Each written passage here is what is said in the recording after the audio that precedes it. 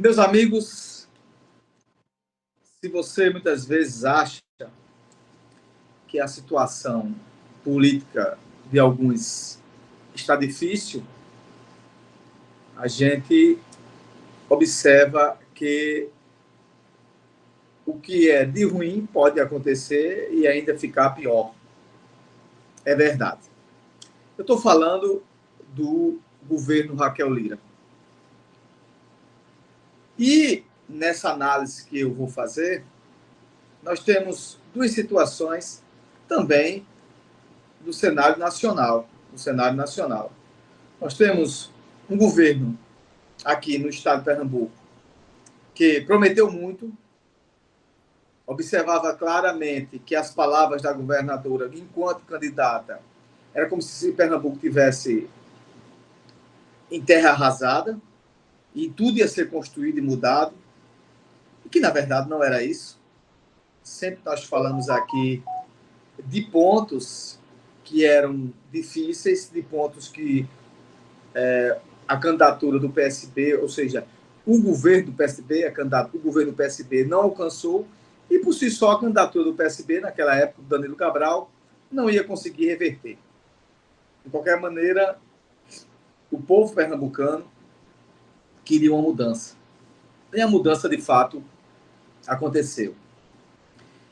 Raquel, no primeiro momento, quando foi para o segundo turno, ficou em cima do muro na questão do Senado Nacional, porque entendia claramente, ela fez um jogo que tinha tantos eleitores ali ligados a Bolsonaro que iam votar nela, como também os eleitores de Lula que também iam votar nela. E aí o governo foi se desenrolando e acontecendo. Observarmos claramente que o governo ainda patinava algumas coisas, devido à pouca experiência da sua equipe, devido a uma equipe de secretários que foi anunciada faltando um dia para o ano novo. Alguns nomes interessantes, esses nomes que eram capazes, que eram profissionais e que realmente dominavam e tinham experiência na máquina pública, saíram, não estão mais no governo. Observaram que era um governo muito centralizador e, para preservar até a sua imagem como profissionais, para depois não ficar como incompetente, se afastaram do governo. E até indicações do próprio pai da governadora. Pois bem, e o governo foi caminhando. Essa semana, eu conversando com alguns deputados da Assembleia Legislativa, e a perspectiva não é muito animadora. E eu disse, por que não é animadora? Porque os procedimentos do governo continuam os mesmos. A governadora se agarra muito no varejo. As ações que ela faz, que são até producentes, que são até positivas, não resvala no campo político-administrativo. Ou seja, ela não tira nada positivo das coisas boas que ela tem tentado absorver e fazer. Sabemos claramente que a segurança pública ainda é um desafio, nada aconteceu. A gente já falou vários problemas pontuais, problemas de âmbito geral sobre a segurança pública do Estado. A questão da saúde continua ainda no limbo. Até hoje não disse para que veio a nova administração da Secretaria de Saúde do Estado de Pernambuco. A saúde do Estado de Pernambuco é deficitária, problemática. Não é que não é que a governadora encontrou tudo bom e piorou. Não. Já não era tão bom. Mas ela conseguiu um grande feito, que foi piorar. Essa é a minha leitura, e não só a minha leitura, mas a leitura de todos que se colocam como pessoas que opinam socialmente em redes sociais, que tem programas jornalísticos, a grande imprensa de Pernambuco, os blogs de Pernambuco, né? E nós também aqui, humildemente aqui, também temos nossa parte aqui, que formamos a nossa região todas as semanas, inclusive a nossa amada São Vicente Ferrer, onde é a nossa base. Pois bem, e as coisas continuam ainda no campo político desastroso, não tem articulação política. Os técnicos da governadora ou os colaboradores são de um amadorismo descomunal, fora do comum. E as demandas e as necessidades do povo continuam ao Deus dará e continuam a mercê. Se você acha que estava pouco, aconteceu uma coisa interessante essa semana. Existe já muito forte na Assembleia Legislativa uma CPI. Não é que a CPI já foi instalada, mas a insatisfação de deputados e até da base do governo em criar uma CPI referente a quê? A referente ao ano passado. E aí a gente vai entrar na área da educação. Em setembro do ano passado, e quem está aí detalhando isso bem detalhado é o blog do Magno, e a gente repercute isso aqui, houve uma dispensa de licitação de 52 milhões de reais. Pasmem, 52 milhões de reais, quase 100 milhões de reais, metade de 100 milhões de reais, para uma promoção de feira de livro, Feira Nordestina de Livro, que aconteceria naquele mês de setembro, em meados de 25 de setembro ao início de outubro, até 5 de outubro. E, de repente, começaram a ver aquilo ali que era como uma bomba. Um verdadeiro escândalo. O que é isso? Que tanto dinheiro é esse? Essa fortuna milionária? E aí, por quê? Porque as outras flip, as outras feiras de livro não chegavam a 10, 7, 6 milhões, 2 milhões, 1 milhão. E, de repente, a do Estado foi de 52 milhões. E através de uma dispensa. Então, o sinal amarelo acendeu. Diante do escândalo que estava para acontecer, a secretária de Educação, Ivaneide Dantas, que foi secretária de Jaboatão, chegou a argumentar que 41 milhões seriam utilizados em bônus para profissionais de educação na aquisição de livros durante a feira.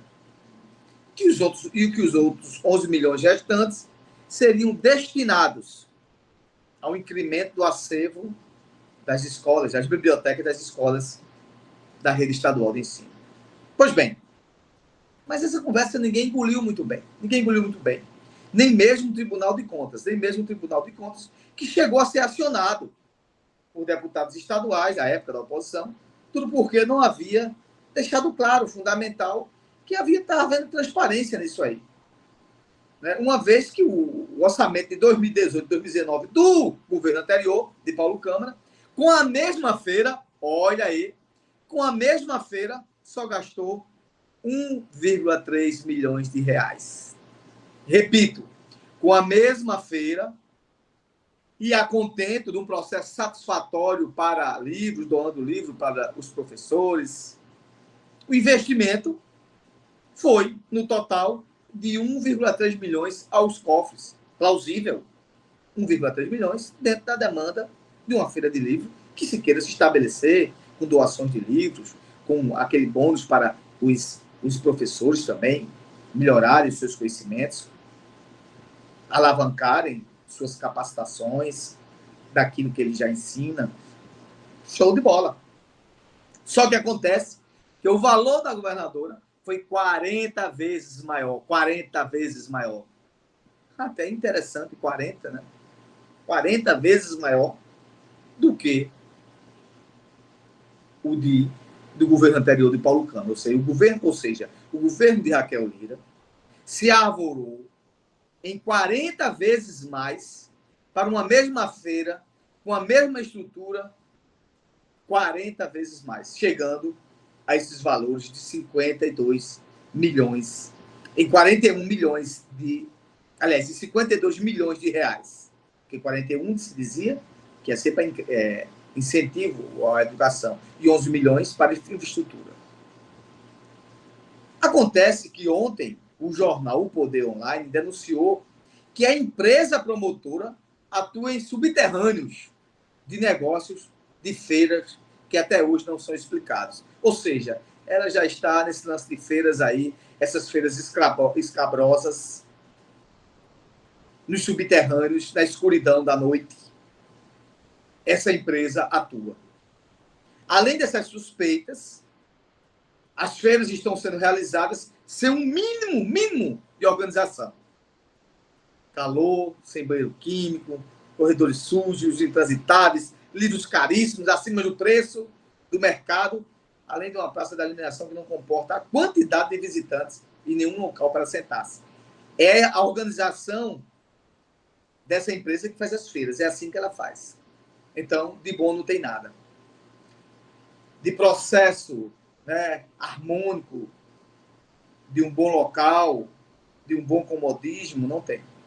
De estruturas que as pessoas possam chegar lá e observar que a feira está organizada, que as estruturas paralelas funcionam a contento, não tem.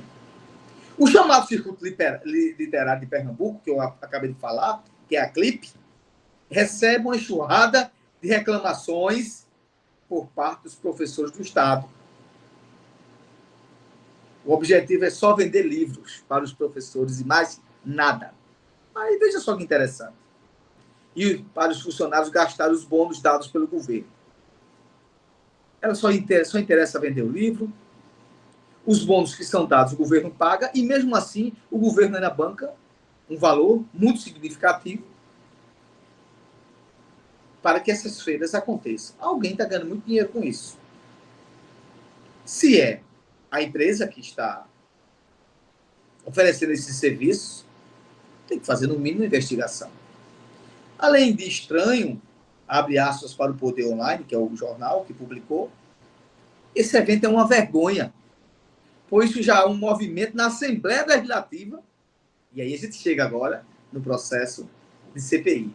Há um movimento na Assembleia Legislativa do Estado de Pernambuco, essa semana, para abrir uma CPI, uma comissão parlamentar de inquérito, para investigar tudo isso. Lá naquela época, imediatamente, quando foi publicado no jornal, a governadora mandou cancelar a dispensa da licitação. Você sabe como é o nome da empresa? Andelivros, Associação do Nordeste das Distribuidoras e Editoras de Livros, que é a organizadora do evento, que é a organizadora desses eventos. E divulgaram uma nota dizendo que foi adiado para uma nova data, que está sendo discutida e será em breve anunciada, para os expositores que, no entanto, não desejaram manter sua participação na feira. Ou seja, vários expositores se afastaram, até para não ter seu nome, as suas editoras, ligado a essa entidade. E fez uma notazinha meia boca lá e acabou. Moral da história. A Assembleia Legislativa de Pernambuco, com alguns deputados, já iniciam um processo baseado naquilo que o Tribunal de Contas estabeleceu, que tem interesse, sim, em abrir uma CPI para saber por que está se ganhando tanto dinheiro, por que está se ganhando tanto dinheiro com a feira de livros, onde outrora era de 1,3 milhões e se passou para 52 milhões. E só foi anulado a licitação, a dispensa. Dispensa significa que é um processo direto com essa empresa, beneficiando a empresa. Foi anulado depois da divulgação desse escândalo, que na verdade foi um escândalo. Não aconteceu. Mas mesmo assim, os professores entendem que ela continua operando, continua agindo aí no estado de Pernambuco, e os próprios professores do estado acham um horror a estrutura, só para os professores gastar o bônus que recebem, não dá uma área de convivência adequada no evento, mas está se ganhando muito dinheiro mesmo. E é dinheiro público. Finalizando, a Assembleia está para discutir uma CPI. E como diz o Matuto e o Afegão Médio, a CPI começa, mas ninguém sabe como termina.